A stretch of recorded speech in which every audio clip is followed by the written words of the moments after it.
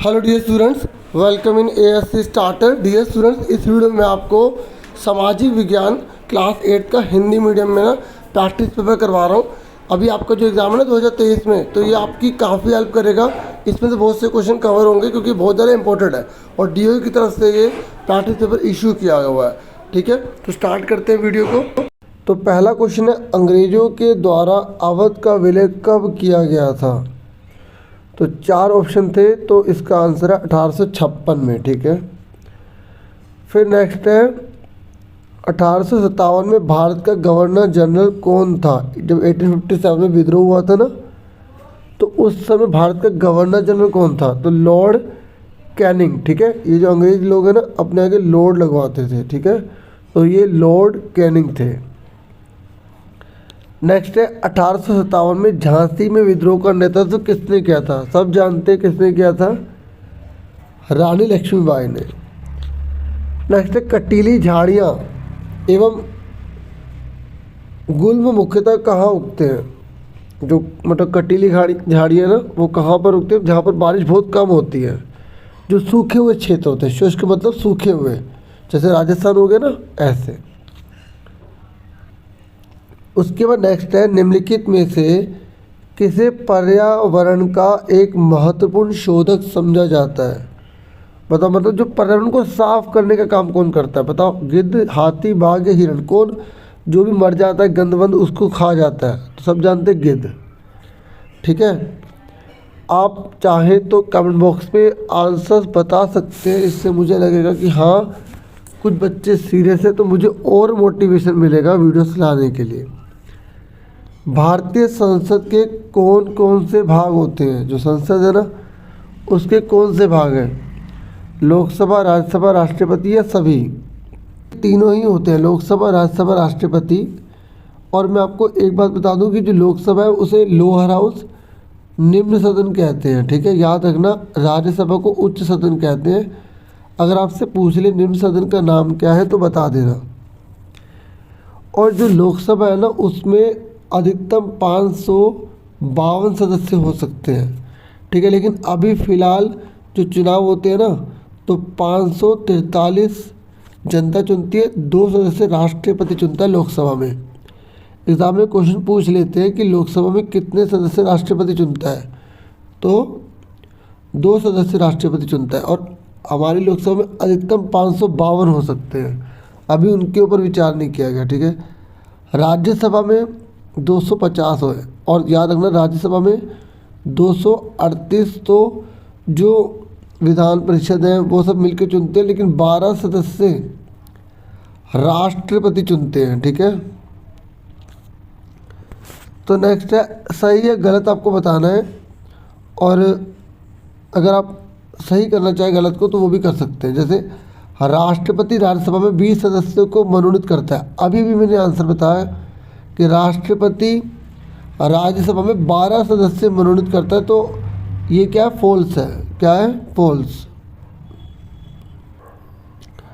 उसके बाद नेक्स्ट है, देश में एक से ज़्यादा स्तर की सरकारों का होना संघवाद के नाम से जाना जाता है। बिल्कुल सही।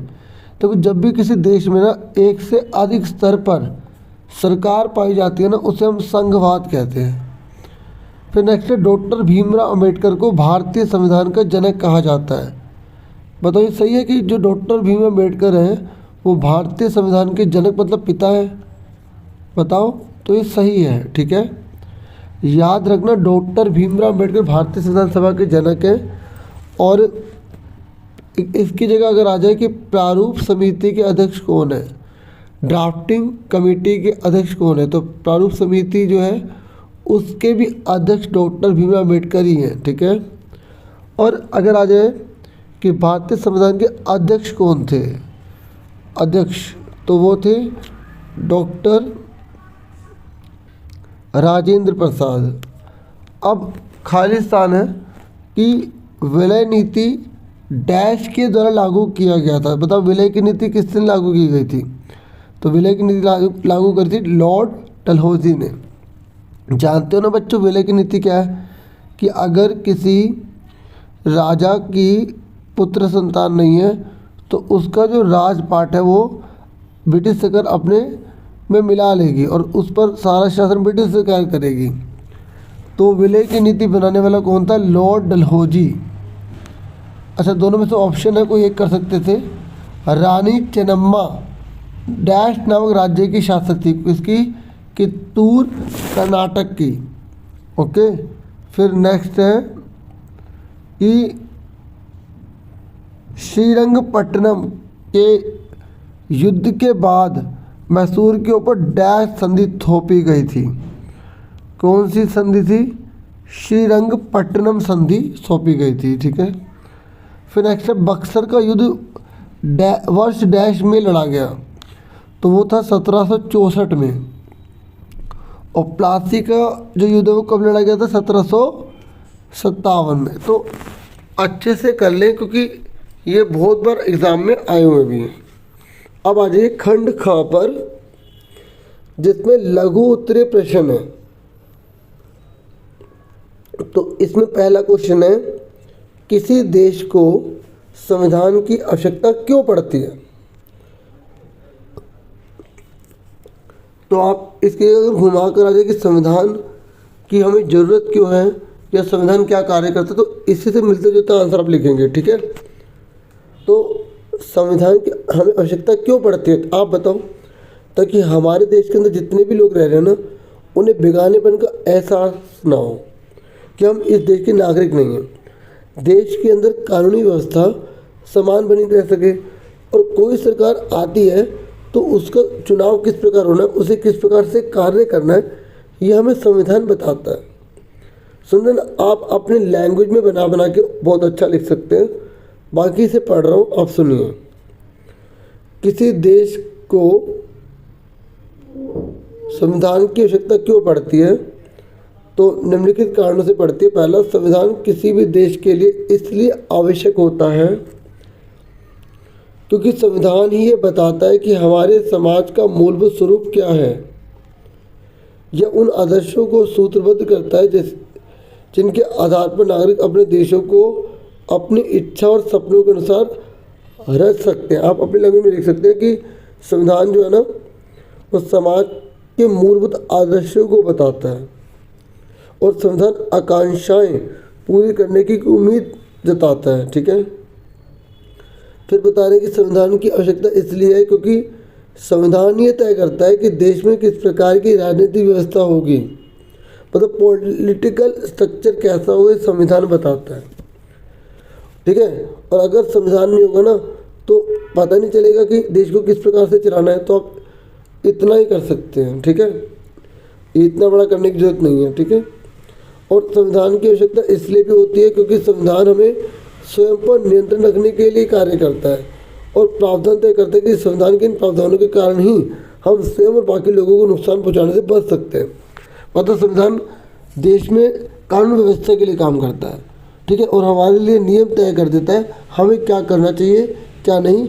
और मेन आप ये भी ले सकते हैं कि संविधान न्यूनतम समन्वय तय करता है कि इस प्रकार का तालमेल बनाता है कि उस देश के अंदर अनेक धर्म जाति भाषा के जो लोग हैं ना, वो मिलजुल के रह सकें। अगर आप ऊपर वाला नहीं करते तो नीचे वाला कर सकते थे कि शक्तियों का बंटवारा कैसे होता है। ठीक है, तो ये आपकी पॉलिटिकल की बुक है, उसी का ही चैप्टर से है। शक्तियों के बंटवारे का अर्थ होता है कि शक्तियों को विभिन्न स्तरों में बांट देना, मतलब जो पावर है ना उसको अलग अलग भागों में बांट देना। जैसे भारत के अंदर जो शक्तियों को बंटवारा है ना, वो केंद्र के पास, राज्य के पास और स्थानीय के पास किया गया। शक्तियों का बंटवारा हमारे देश में 3 तरीके से किया गया है। ठीक है, केंद्र, राज्य और स्थानीय। देखो आंसर अगर आपको बड़ा लग रहा है उसको काट के छोटा करके अपनी लैंग्वेज में बना बना के लिख सकते हैं, पॉइंटों में लिखना। ठीक है, ठीक है। अब देखो मैं आपको बता दूं, हमारे देश में जो शक्तियों को बंटवारा वो 3 तरीके से किया गया है। केंद्र सरकार, पता है केंद्र सरकार के पास कौन सी शक्ति है? जैसे विदेशी मामले हैं, नोट छापना है, बैंकिंग का काम है। ठीक है, तो ये सब केंद्र के पास है। केंद्र जैसे इस समय बीजेपी की गवर्नमेंट केंद्र में ना, तो उनके पास है। देखा था अभी नोट चेंज हुए थे, 500 के पुराने नोट खत्म हो गए, तो केंद्र के पास शक्ति है। अगर विदेशी कोई भी मामला होता है, फॉरेन मामला कोई भी आता है, तो उसे केंद्र सरकार देखती है। ठीक है, और राज्य स्तर पर क्या होता है? राज्य स्तर पर उस राज्य की सरकार देखते हैं, जैसे पंजाब है, बिहार है, राजस्थान है, तो इनकी सरकार के पास पुलिस व्यवस्था होती है, इनके पास व्यापार का अधिकार होता है, ये अपने देश में, अपने राज्य में सॉरी कैसे व्यापार करेंगे। और स्थानीय का मतलब होता है कि जो जैसे पंचायत होती है ना, नगर निगम होती हैं, तो उनके पास भी शक्ति है। जैसे 5 साल का चुनाव होते हैं, आप देखो जो स्थानीय होते हैं ना बच्चों, उनका काम सड़कें बनाना, आपके मोहल्ले में जो है नालियाँ बनवाना, आसपास जो पार्क है उसको उसका सौंदर्यीकरण करना, अच्छी व्यवस्था करना, छोटे जो प्राइमरी स्कूल होते हैं, ठीक है, उनको खुलवाना, उनकी व्यवस्था करना। तो और इस तरीके से इनके काम होते हैं। तो अलग अलग बांटने से क्या होता है, कन्फ्यूज़न नहीं होता और काम अच्छा होता है और देश बहुत आगे निकल सकता है, ठीक है। और जो अगर काम अच्छा नहीं करेगा तो लोग उसको वोट ही नहीं देंगे। इस तरीके से हमारे देश में लोकतंत्र है, इसलिए काम करना पड़ेगा, कंपटीशन बहुत है, ठीक है। तो इस तरीके से आप इसे बना के अपनी लैंग्वेज में लिख सकते हैं, एग्जाम्पल आप देख भी सकते हैं, ठीक है।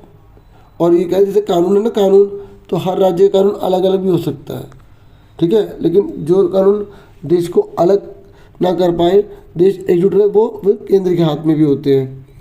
अच्छा, ये कह रहे सरकार को नियंत्रित करने, मार्गदर्शन देने और जानकारी देने में भारतीय संसद की भूमिका बताओ। मतलब कहने का ये है कि जो भारत की संसद है ना, उसके क्या कार्य हैं, जो भारत की संसद है उसके क्या कार्य हैं। तो देखो, आप बताएंगे कि संसद देश की सर्वोच्च कानून बनाने वाली संस्था को कहा जाता है। हमारे देश में जो संसद है ना, वो कानून बनाती है, ठीक है। आप लिख देना, संसद कानून बनाती है, ठीक है, सिंपल लैंग्वेज में। भारत में संसद के 3 अंग होते हैं, लिख देना, एक लोकसभा, दूसरा राज्यसभा और तीसरा राष्ट्रपति। पढ़ा था ना हमने MCQ में, ठीक है। और तीसरे पॉइंट में लिख देना कि भारत की जो संसद है ना, वो विभिन्न प्रकार की भूमिका निभाती है, जैसे सरकार के विभिन्न कार्यों को कंट्रोल करती है, नियंत्रित करती है, ठीक है। और अगर कोई सरकार गलत काम कर रही होती है तो उसके खिलाफ अविश्वास प्रस्ताव पारित करते हैं कि भाई ये सरकार सही नहीं कर रही, इसे हटाओ। इस तरीके से ये कह रहा है कि देखिए, अब हम चौथा क्वेश्चन देखते हैं, भूमि संसाधन के संरक्षण के किन्हीं 3 उपाय बताइए। बच्चों, आपको पता है संरक्षण का मतलब क्या होता है? संरक्षण का मतलब होता है बचाना। ये कह रहा है जो भूमि है वो एक सबसे इम्पोर्टेंट संसाधन है, तो आप इसको कैसे बचा सकते हैं, इसकी रक्षा करने के लिए क्या करेंगे। अगर हम भूमि की रक्षा नहीं करेंगे तो उसकी शक्ति ख़त्म हो जाएगी और वो हमारे लिए बहुत हानिकारक हो जाएगी, ठीक है। तो अब बोलो, आप सोचोगे सर हानिकारक कैसे? मान लो भूमि है, अगर उस पर खेती नहीं हो पाएगी तो फिर उसमें कुछ उगेगा ही नहीं, तो हमें क्या मिलेगा?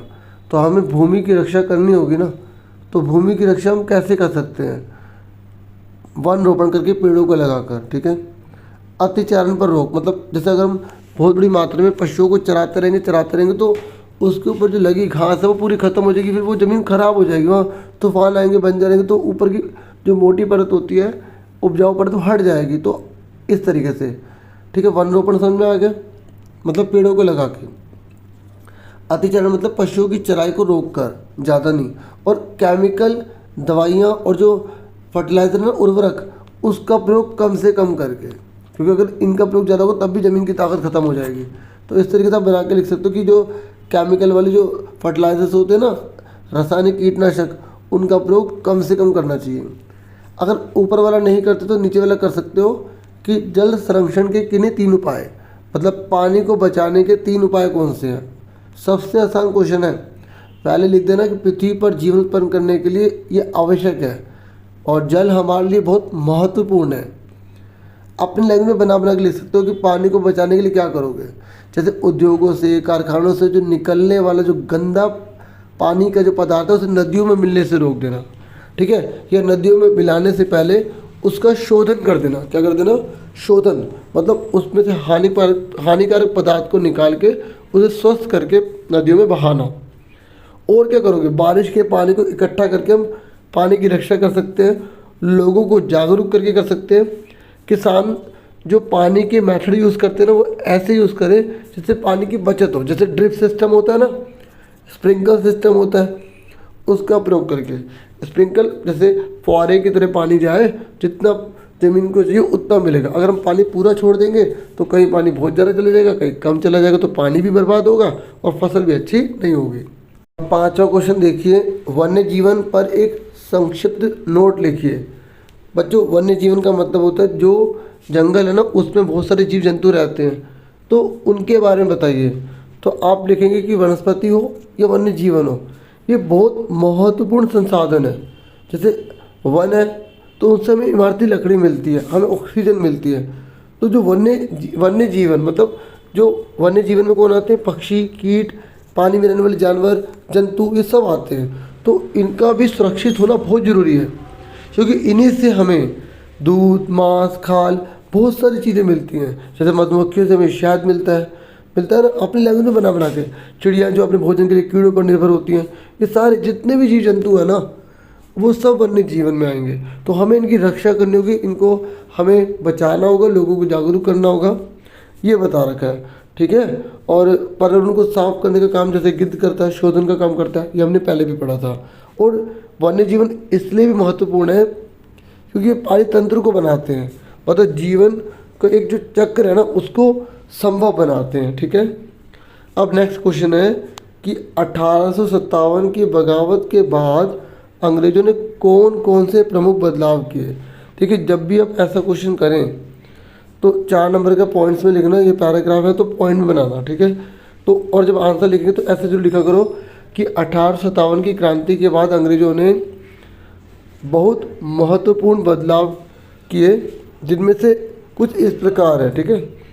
तो पहला, ब्रिटिश संसद ने 1858 में एक नया कानून पारित किया और ईस्ट इंडिया कंपनी के सारे अधिकार ब्रिटिश साम्राज्य के हाथ में सौंप दिए गए। देखो, जो ब्रिटिश की संसद है ना, तो उसने सारे अधिकार कंपनी के छीन के किसको दे दिए, ब्रिटिश साम्राज्य को दे दिए, ताकि भारतीय मामलों को ज़्यादा बेहतर ढंग से संभाला जा सके, ताकि ब्रिटिश गवर्नमेंट तय करे कि भारत में क्या सुधार करना है, क्या करना है, ठीक है। ये चेंज किया उन्होंने। और ब्रिटिश मंत्रिमंडल के एक सदस्य को भारत मंत्री के रूप में नियुक्त किया गया और उसे भारत के शासन से संबंधित मामलों को संभालने का जिम्मा सौंपा गया। आप बस मेन इतना भी बता सकते हैं, पूरा पढ़ना चाहे तो पढ़ सकते हैं, पढ़ने के लिए पढ़ लो, ये थोड़ा डिटेल में दिया गया है, आप थोड़ा शॉर्ट में इसे अपने पॉइंट में लिख देना, ठीक है। उसे सलाह देने के लिए एक परिषद का गठन किया गया, जैसे इंडिया काउंसिल कहा जाता है, क्योंकि एग्जाम में आ रहा था ना इंडिया काउंसिल क्या है। तो बड़े बड़े को देख के घबराना मत, अपनी लैंग्वेज में या थोड़ा सा छोटा करके लिख देना इसे। और भारत के गवर्नर जनरल को वायसराय का ओहदा दिया गया, मतलब मेन बता देना। अगर जैसे पूछेगा ना कि 1857 की बगावत के बाद अंग्रेजों ने कौन से बदलाव किए, तो आप बोलना कि वायसराय का ओहदा शुरू कर दिया गया और सारा का सारा जो कंट्रोल है वो ब्रिटिश साम्राज्य ने संभाल लिया। बस ये 2 पॉइंट हो जाएंगे इसमें, ठीक है। सुन रहे हैं। और फलस्वरूप अंग्रेज सरकार ने भारत के शासन की जिम्मेदारी सीधे अपने हाथों में ले लिया। आप इतना भी बोल सकते हैं यहाँ से यहाँ तक। देश की सभी शासकों को भरोसा दिया गया कि भविष्य में कभी भी उनके भू क्षेत्र पर कब्जा नहीं किया जाएगा। तो ब्रिटिश सरकार ने बाद में बोल दिया कि जो भी राजा महाराजा भारत के अंदर है ना, उनकी ज़मीनें कब्जों में नहीं ली जाएंगी।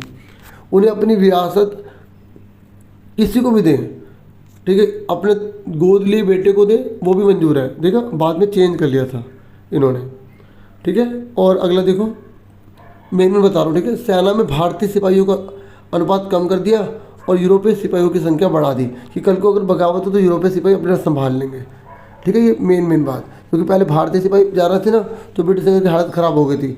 उन्होंने कहा भविष्य में ऐसे गलती नहीं करेंगे। इस तरीके से यह भी तय किया गया कि अवध, बिहार, मध्य भारत और दक्षिणी भारत से सिपाहियों को भर्ती करने की बजाय अब गोरखा, सिख और पठानों में से ज़्यादा सिपाही भर्ती किए जाएंगे। इस तरीके से उन्होंने चेंज कर लिया। और क्या करा कि मुसलमानों की ज़मीन और संपत्ति बड़े पैमाने पर जब्त की गई। उन्हें संदेह व शत्रुता के भाव से देखा जाने लगा। अंग्रेज़ों को लगता था कि यह विद्रोह उन्होंने ही खड़ा किया था। समझ रहे हो, मुसलमान जो थे उनको अंग्रेज लोग ना शक की दृष्टि से देखने लग गए। और पांचवा क्या हुआ कि अंग्रेज़ों ने फैसला किया कि भारत के लोगों के धर्म और सामाजिक रीति रिवाजों का सम्मान करेंगे। पहले हमारे धर्म और रीति रिवाजों का सम्मान नहीं करते थे ना, तो बाद में उन्होंने कहा सम्मान करेंगे। कोई विचार कर लेना। भूस्वामी और जिम्मेदारों की रक्षा करने तथा जमीन पर उनके अधिकारों को स्थायित्व देने के लिए नीतियाँ बनाएगी। मतलब जिसकी ज़मीन है ना, जिस भूस्वामी की ज़मीन है वो उसी की रहेंगी, ऐसी व्यवस्था कर दी गई जैसे कि वो विरोध ना कर पाए। अगर आप ऊपर वाला नहीं करते तो आप नीचे वाला कर सकते हैं। नीचे वाला है कि 1857 की बगावत के कारण क्या थे, वो तो हमने पढ़ा ना। उसके बाद क्या हुआ, ये कारण क्या थे, क्यों हुई बगावत, ये सबसे आसान क्वेश्चन है। 1857 की क्रांति के बहुत से कारक देखने को मिलते हैं जिन्होंने इस बगावत को प्रारंभ करने में अपनी महत्वपूर्ण भूमिका निभाई। इनमें से कुछ प्रमुख कारण इस प्रकार है। पहला, 1857 की क्रांति के लिए एक महत्वपूर्ण कारण लॉर्ड डलहौजी की हड़प नीति था। क्या था हड़प, मतलब जितना कब्जा कर सको करो, बताया था ना मैंने। उसने विलय की नीति बनाया था, यहाँ पे हड़प की जगह लिखना विलय की नीति, ठीक है, विलय। और लॉर्ड डलहौजी की इस विलय नीति के द्वारा देशी राजाओं को अपने अधिकार के रूप में गोद में लेने का अधिकार समाप्त कर देगा। मतलब अगर गोद लिया बच्चा है ना, वो नहीं चलेगा। अगर किसी की खुद की औलाद नहीं है ना, पुत्र नहीं है, तो सारी संपत्ति ब्रिटिश सरकार की हो जाएगी। ये था। ये विद्रोह के कारण क्या थे, लोग इससे खुश नहीं थे, राजा खुश नहीं थे, पहला कारण हो गया। दूसरा, 1857 की बगावत का एक कारण ये भी था कि ब्रिटिश सरकार के द्वारा राजाओं की पेंशन एवं उपाधियों को समाप्त कर देगा। मतलब ब्रिटिश सरकार ने राजाओं को पेंशन देना बंद कर दी, और जो उपाधि होती है ना, जैसे महाराजों के महाराजा, सरताजों के सरताज, ब्रिटिश सरकार ने ख़त्म कर दिया। जिसके कारण इन राजाओं में, जिनमें पेशवा बाजीराव द्वितीय के दत्तक पुत्र नाना साहब की पेंशन बंद कर दी, और कर्नाटक, सूरत और तंजौर के राजाओं की उपाधियों का भी अंत करना प्रमुख था। तो ये भी लोग भड़क गए, और ब्रिटिश सरकार की इन नीतियों के कारण इन राज्यों में काफ़ी गुस्सा था, और जो अंत में बगावत का रूप ले आया। ठीक है, और सुनिए, 1857 की क्रांति के लिए एक जिम्मेदार कारण अवध का विलय भी था। अवध को मिला लिया, और अवध के अंतिम नवाब वाजिद अली शाह का वैध उत्तराधिकारी था। लेकिन ब्रिटिश सरकार ने अवध को कुशासन का आरोप लगा के उसे गद्दी से हटा दिया, और जनता का बहुत लगाव था वाजिद अली शाह से। ठीक है, तो इसलिए बहुत बड़ी मात्रा में विद्रोह भड़क गया। और सुनिए, 1857 की क्रांति के लिए ब्रिटिश भू राजस्व नीति भी बहुत जिम्मेदार कारक थी। देखो, मतलब टैक्स लेने की जो पॉलिसी थी वो भी बहुत गंदी थी, और किसानों को ज़बरदस्ती बहुत ज़्यादा टैक्स देना पड़ता था, जिससे वो बर्बाद होते, शोषण हो रहा था, और वो कर्जे के जाल में, ऋण मतलब कर्जे के जाल में फंसते चले जा रहे थे। जिसकी वजह से क्या हुआ, ब्रिटिश सरकार से तंग आ गए थे लोग, इसलिए लोगों ने विद्रोह कर दिया। और सुनिए कौन सा कारण था, आपको इसे भी 3 या 4 याद कर लेना, ठीक है, और 2-3 बार वीडियो सुनेंगे ना, आपको अच्छे से आ जाएगा। 1857 की क्रांति के लिए ब्रिटिश सरकार की औद्योगिक क्रांति भी जिम्मेदार थी। देखो, जो उद्योगपति थे ना भारत के, उनकी बहुत बुरी हालत हो गई, क्योंकि पहले हाथ से बना सामान आता था। ब्रिटिश सरकार ने सारा हाथ से बना सामान खत्म करवा दिया, उद्योगों का सामान लग गया, तो भारत के जितने भी हथकरघा उद्योग थे वो खत्म हो गए। दस्तकारों के काम खत्म हो गए, बुनकरों के काम खत्म हो गए, शिल्पियों के काम खत्म हो गए। जो शिल्पी वो जो डिज़ाइन बनाते, मूर्तियाँ पत्थर वगैरह बनाते ना डिज़ाइन कर करके, वो सब खत्म हो गए, सब मशीनों से काम आ गए। इसलिए अब सबसे बड़ा कारण क्या था, सुनो, जैसे क्रांति युद्ध हो गया। 1857 की क्रांति के लिए एक जिम्मेदार कारण यह भी था कि सेना में भारतीय सैनिकों से भेदभावपूर्ण व्यवहार किया जाता था, और उनके साथ वेतन और पदोन्नति के एक समान, मतलब अंग्रेजों को तो सब कुछ मिल रहा था, लेकिन भारत के किसानों को, भारत के सैनिकों को कुछ नहीं मिल रहा था। इस तरीके से उनसे भेदभाव हो रहा था। अच्छा, जो सबसे मेन बताने वाला था वो ये था कि जैसे विद्रोह हो गया था कि सैनिकों ने ये जाना कि जो बंदूक हम इस्तेमाल करते हैं ना, उसमें जो कारतूस लगा है वो गाय और सूअर की चर्बी का प्रयोग हुआ है। तो उन्होंने कहा इससे तो हमारा धर्म ही खत्म हो जाएगा, तो इसलिए विद्रोह बढ़ गया और विद्रोह शुरू हो गया। ठीक है, अब नेक्स्ट क्वेश्चन है, नेक्स्ट है, राष्ट्रीय सरकार के चुनाव में भारतीय संसद की भूमिका की व्याख्या कीजिए। वही कि जब हमारे देश में चुनाव होता है ना, तो संसद क्या काम करती है। देखिए, भारत में संसद देश की सर्वोच्च कानून बनाने वाली संस्था को कहते हैं, पता ना, संसद कानून बनाती है। और भारत के जो सदन है ना, उसके 2 सदन होते हैं, एक लोकसभा और दूसरा राज्यसभा। ठीक है, इसके साथ ही संसद का एक अभिन्न राष्ट्रपति भी होता है। अतः हम कह सकते हैं कि भारतीय संसद का निर्माण लोकसभा, राज्यसभा और राष्ट्रपति से मिलकर होता है। ठीक है, ये आप लिखना चाहे लिख सकते हैं, नहीं तो नॉलेज के लिए होता है, नीचे से लिख देना। ठीक है, राष्ट्रपति सरकार के चुनाव में भारतीय संसद की एक विशेष भूमिका होती है, इसे हम इस प्रकार समझ सकते हैं। ठीक है, क्वेश्चन ये था कि राष्ट्रीय सरकार के चुनाव में भारतीय संसद की भूमिका बताइए, ठीक है। और यहाँ बता रहा है कि राष्ट्रीय सरकार के चुनाव में मतलब जो नेशनल लेवल पर जो गवर्नमेंट बनती है उसमें इसका क्या योगदान है। तो आप बताएंगे कि लोकसभा के चुनाव के बाद सांसदों की एक सूची बनाई जाती है। जब लोकसभा के चुनाव हो जाते हैं ना तो सांसदों की एक लिस्ट बनाई जाएगी। देखो लोकसभा के जो मेंबर होंगे ना उसे सांसद कहते हैं। और जिससे ये पता चल जाता है या पता चल पाता है कि किस राजनीतिक दल को कितने सांसद चुनकर आए हैं, मतलब कौन सी पार्टी के कितने मेंबर हैं। यदि कोई राजनीतिक दल सरकार बनाना चाहता है तो उसे निर्वाचित सांसदों में बहुमत प्राप्त होना चाहिए। मतलब मैंने आपको बताया था ना शुरू में ही कि हमारे देश की लोकसभा में 543 तो जनता चुनती है और 2 जो राष्ट्रपति चुनता है तो 545 होते हैं, ठीक है। और अगर किसी पार्टी को भारत में राष्ट्रीय स्तर पर सरकार बनानी है तो उसे 272 सीटें चाहिए, ठीक है। और कार्यपालिका को चुनाव करना लोकसभा का एक महत्वपूर्ण कार्य होता है। कार्यपालिका लोकसभा के द्वारा बनाए गए कानूनों को लागू करती है। ये जो कार्यपालिका का चुनाव करना लोकसभा का ही कार्य है, ठीक है। और भारत का प्रधानमंत्री लोकसभा में सत्ताधारी दल का मुखिया होता है और जो 272 से ज़्यादा सीट लेगा वो उसी की जो पार्टी आएगी ना तो वो वाली पार्टी अपना नेता चुनेगी प्रधानमंत्री के तौर पर। तो लोकसभा ने बता रहा है कि भारत का प्रधानमंत्री लोकसभा में सत्ताधारी दल का मुखिया होता है। प्रधानमंत्री अपने दल के सांसदों में से मंत्रियों को चुनाव करता है जो प्रधानमंत्री के साथ मिलकर फैसलों को लागू करते हैं। देखो ये लोकसभा में जो प्रधानमंत्री बनते हैं तो फिर ये अलग अलग डिपार्टमेंट वगैरह बनाते हैं, जैसे रक्षा मंत्रालय बनाते हैं, स्वास्थ्य मंत्रालय बनाते हैं, वित्त मंत्रालय, जो अलग अलग काम करते हैं। लेकिन हाल के वर्षों में ऐसा देखने में आया है कि चुनावों में किसी भी राजनीतिक दल को स्पष्ट बहुमत नहीं मिल रहा। लेकिन अभी देखो 8 साल से जो गवर्नमेंट है भारत में उसे बहुमत मिला हुआ है। इसमें बीजेपी की गवर्नमेंट है जो मेजोरिटी में काम कर रही है, ठीक है। और अगर किसी को आधे से ज़्यादा सीट नहीं मिलती तो उसे गठबंधन कहते हैं, ठीक है। अपनी लैंग्वेज बना के लिख देना, बस समझ लो, 2-3 बार सुन लो। और राज्यसभा मुख्य रूप से देश के राज्यों के प्रतिनिधि के रूप में काम करती है। और इसी क्वेश्चन को जब आप पढ़ोगे तो आप लोकसभा और राज्यसभा में भी अंतर निकाल सकते हो कि राज्यसभा जो होती है ना वो राज्यों के प्रतिनिधि के रूप में काम करती है। राज्यसभा में भी कोई कानून बनाने का प्रस्ताव प्रस्तुत कर सकती है, ठीक है। किसी भी विधेयक को कानून के रूप में लागू करने के लिए जरूरी है कि उसे राज्यसभा की भी मंजूरी मिले, ठीक है। भारतीय संसद का यह सदन भी बहुत ही महत्वपूर्ण है और यह सदन लोकसभा के द्वारा पारित किए गए कानूनों की समीक्षा करता है। देखो लोकसभा कानून को पास करती है, उसके बाद ये उसको जांच करता है, उसकी समीक्षा करता है।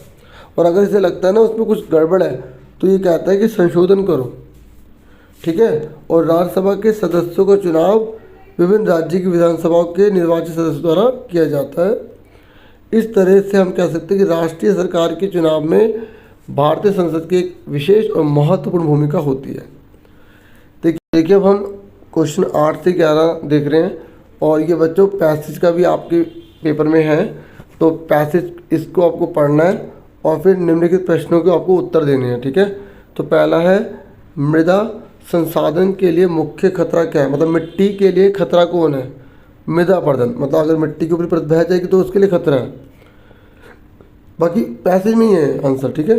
पैसेज में पढ़ नहीं रहा, ठीक है, वो इजी आप कर सकते हैं, बस आंसर टैली कर लो।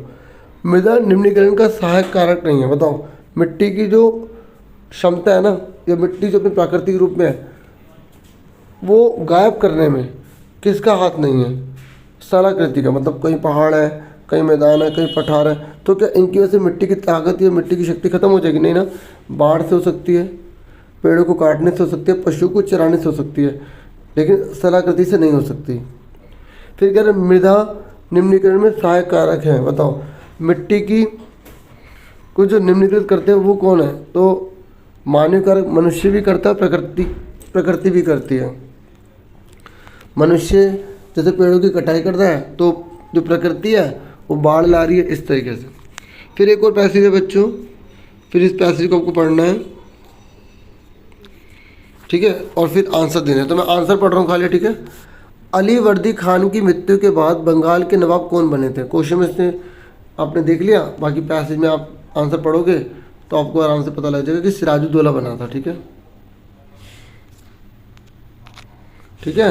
नेक्स्ट है कि बंगाल में कठपुतली शासक कौन चाहता था? कौन चाहता होगा? अंग्रेज चाहते होंगे। अंग्रेज मतलब कंपनी, क्योंकि अंग्रेजों ने जो कंपनी बनाई थी ना, ईस्ट इंडिया कंपनी बनाई थी, जो 1600 ईस्वी में भारत में आई थी, याद रखना, ठीक है, 1600 ईस्वी में आई थी। फिर ये कह रहा है कि किलेबंदी रोकने और राजस्व चुकाने का हुक्म कंपनी को किसने दिया था? बताओ, किसने हुक्म दिया था? ओए, आपको किलेबंदी नहीं करेगा, आपको टैक्स चुकाने का जो हुक्म है, ठीक है, वो किसने दिया? तो सिराजुद्दौला ने, ठीक है। अब नेक्स्ट है कि किसी काल्पनिक राज्य की विधानसभा चुनावों के परिणाम नीचे दिए गए हैं, इन्हें ध्यान से पढ़िए। तो देखो, ये भी क्वेश्चन आपके एग्जाम में ऐसा पक्का आएगा, ठीक है, और ऐसा क्वेश्चन ग्रेनेड आएगा, पैसेज भी आएगी लेकिन सेम नहीं आएगी, अलग आएगी, ऐसे क्वेश्चन अलग आएगा इसी तरीके से। तो ये कह रहे विधानसभा की सबसे बड़ी पार्टी कौन सी है? बताओ, जिसको सबसे ज़्यादा वोट मिलेंगे वही तो होगा। तो 116 किसको मिला? क्षेत्र विकास पार्टी, ठीक है ना, ये मैंने उसी में से बता दिया। कह रहा सरकार के गठन के लिए बहुमत की संख्या कितनी है? बताओ, बहुमत के लिए कितनी कितनी संख्या होगी? देखो, बहुमत के लिए मैंने आपको बताया था, जितना दे रखा होता है उसको आपको क्या करना है, 2 से भाग कर देना, फिर 1 जोड़ देना है।